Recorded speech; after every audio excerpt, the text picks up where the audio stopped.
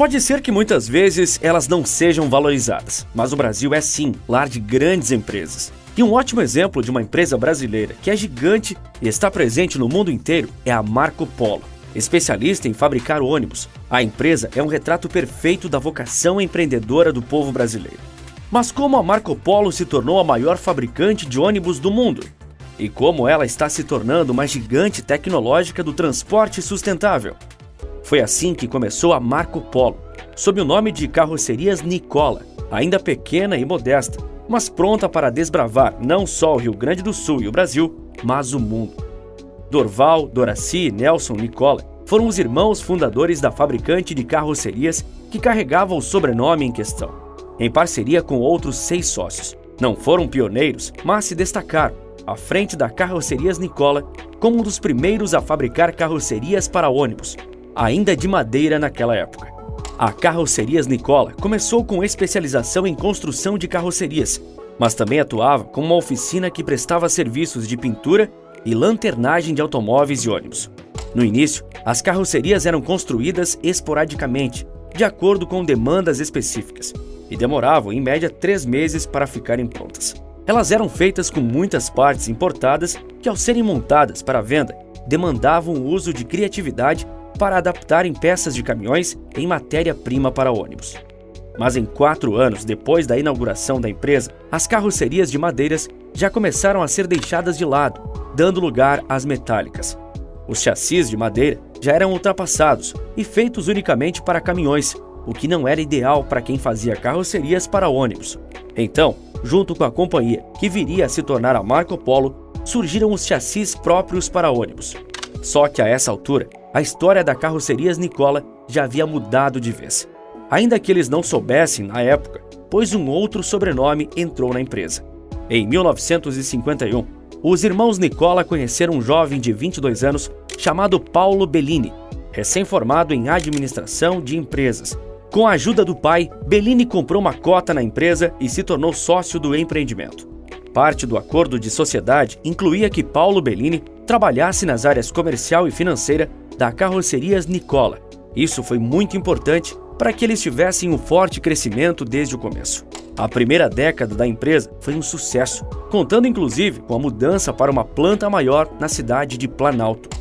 Mas se a primeira década foi boa, a segunda foi ainda melhor. Já em 1961, a Carrocerias Nicola ingressou no mercado internacional e fez sua primeira exportação, ao vender ônibus brasileiros para o Uruguai. Foi um enorme passo na época, por mais que possa soar pequeno para uma empresa com o alcance que tem hoje. E ainda na década de 60, foi lançado o ilustre modelo de ônibus Marco Polo, em homenagem ao navegador e explorador veneziano de mesmo nome, conhecido por suas viagens ao continente asiático. Seria um presságio de que a Carrocerias Nicola estava pronta para explorar o mundo? Com a saída dos irmãos Nicola, o nome havia perdido o sentido, então a Carrocerias Nicola passou a ser chamada Marco Polo em 1971. Curiosamente, os 3 irmãos Nicola fundaram uma outra empresa para continuarem trabalhando com a reparação e restauração dos veículos de transporte coletivo e na restauração de caminhões, os transformando em ônibus. Eles queriam voltar a fazer o que faziam no início. Bellini tinha uma visão de longo prazo atenta às mudanças do mercado automobilístico, na medida que os anos se passavam e a indústria crescia. Quem não estivesse disposto a se reinventar ou inovar, perderia o ônibus. Aliás, esse é um dos lemas da companhia até os dias de hoje. A Marco Polo é uma empresa disposta a inovar e garantir sua hegemonia no segmento, em que já reina a absoluta. Bellini consolidou o sistema de produção Marco Polo, que consistia em focar na valorização acompanhada do aperfeiçoamento dos colaboradores da empresa, de forma a criar em larga escala a política de ônibus customizados. O trabalhador, desde o pequeno operário até o grande colaborador, sempre foram reconhecidos na estrutura da Marco Polo. Quem poderia imaginar que ter uma diretoria competente e visionária, aliada a uma grande valorização dos funcionários, poderia dar frutos, não é? A empresa foi a primeira a apresentar ao mercado ônibus projetados e desenvolvidos exclusivamente para o transporte escolar, o Escolar Bus. Ele contava com itens de segurança como a estrutura reforçada, barras de proteção laterais, para-choques especiais e sinalização diferenciada das portas de embarque e desembarque. Em 1980, acompanhando a expansão do mercado, a Marco Polo abriu seu capital na Bolsa de Valores. Em seguida, veio a internacionalização da companhia, nascida em Caxias do Sul, focada na transformação de caminhões de madeira em ônibus, que agora vendia para mais de 100 países. Com o tempo, não só exportar era o suficiente, então várias fábricas foram abertas ao redor do mundo. Primeiro em Portugal e na Argentina, depois no México, na Colômbia, na África do Sul, até países do outro lado do mundo, como a Rússia e a Índia, receberam plantas da Marco Polo. Não demorou para que a empresa gerida por Paulo Bellini abrisse a Escola de Formação Profissional Marco Polo, que desde 1990 forma milhares de estudantes plenamente aptos a ingressarem no mercado de trabalho. E no que depender da vontade desses profissionais, ingressar na própria Marco Polo. A companhia construiu uma rede que se retroalimenta, e quando já estava chegando no século XXI, a companhia constituiu uma associação com a Mercedes-Benz no México. Outro baliza da Marco Polo em 1999 foi ter chegado à marca de 100 mil ônibus produzidos. Os produtos da Marco Polo também são desenvolvidos com foco na mobilidade social prática e adaptada à realidade de cada região. E esse é um dos grandes trunfos para a companhia estar presente em diversos pontos do Brasil e do mundo. O Geração 6, lançado no início dos anos 2000, foi a fronteira definitiva da grandeza da Marco Polo no mercado mundial, já que ele era um ótimo exemplo de como a empresa alia estilo e funcionalidade aos seus produtos. Ele foi um sucesso internacional tão grande que em 2009 as vendas dessa linha para outros países representavam 41,6% de toda a receita líquida da Marco Polo. Mas o que a Marco Polo está fazendo hoje? O que ela está planejando para amanhã? E para daqui 10 anos?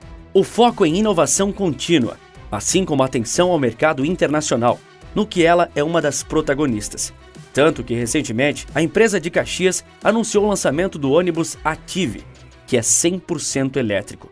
A Marco Polo começou agora, no final de 2022, a fabricar 30 unidades desse modelo Attivi e está pronta para atender demandas muito maiores, como a cidade de São Paulo, a maior da América Latina. Esse passo mostra a extensão das ações da Marco Polo em direção ao mercado de coletivos sustentáveis. Tanto que para 2023, a empresa também já prevê o início da produção em série do Attivi em quantidades crescentes. Além disso, o veículo desenvolvido pela Marco Polo conta com chassi e carroceria da própria empresa e tem mais de 60% dos componentes de origem nacional. A Marco Polo também afirma que é uma das principais fabricantes de soluções eletrificadas do Brasil e garante estar pronta para absorver a demanda por novas unidades de veículos movidos a energia elétrica. Eles fabricaram 2 dezenas de ônibus elétricos para o transporte público da Bahia neste ano. Mas não se engane, a companhia fundada pelos irmãos Nicola e que se tornou grande sob a tutela de Paulo Bellini não começou agora no mercado de sustentáveis. Muito pelo contrário. Em 2015, a Marco Polo já havia firmado uma parceria com o governo paulista para a fabricação e venda de ônibus movidos a hidrogênio, que foram usados no transporte público da frenética capital de São Paulo. O foco em 2022 da Marco Polo foi enfatizar e dar valor à importância do transporte público sustentável. E não só isso. A empresa busca unir o desenvolvimento do transporte sustentável com o crescimento do Brasil como celeiro tecnológico. Segundo o gerente de engenharia da Marco Polo, Renato Florenzi, o projeto dos ônibus 100% elétricos valoriza a engenharia brasileira. A empresa usa uma metodologia ágil através de ferramentas de simulação virtual que permite a redução do tempo de desenvolvimento do segmento, com qualidade e confiabilidade. A companhia fez parcerias com empresas como a BYD, segunda maior empresa do mundo no ramo de carros elétricos, atrás somente da Tesla.